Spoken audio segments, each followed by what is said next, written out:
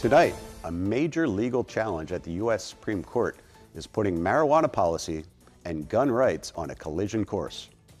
Attorneys for the American Civil Liberties Union argue that federal restrictions barring marijuana users from owning firearms are outdated, especially in light of President Trump's move to reschedule cannabis under federal law. In a brief followed with the Supreme Court, ACLU lawyers say the federal government can no longer justify treating marijuana users as inherently dangerous, pointing to the administration's acknowledgement that cannabis does not belong in the most restrictive drug category.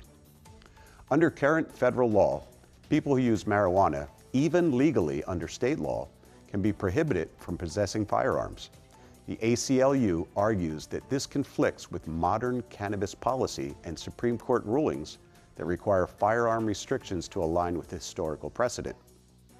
The legal argument leans heavily on the administration's rescheduling effort, which would move marijuana out of Schedule I, a category reserved for substances deemed to have no medical value and high abuse potential. The ACLU attorneys say if the federal government now recognizes marijuana as less dangerous, it undermines the rationale for a blanket gun ban tied solely to cannabis use.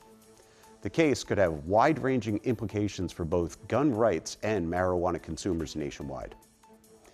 Justice Department lawyers have argued that the restriction is still necessary for public safety, and the Supreme Court has not yet ruled on whether it will take up the case.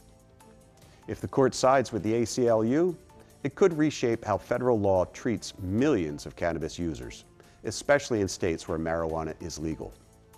We'll continue to follow this case closely. Stay with CoughCountry News for updates.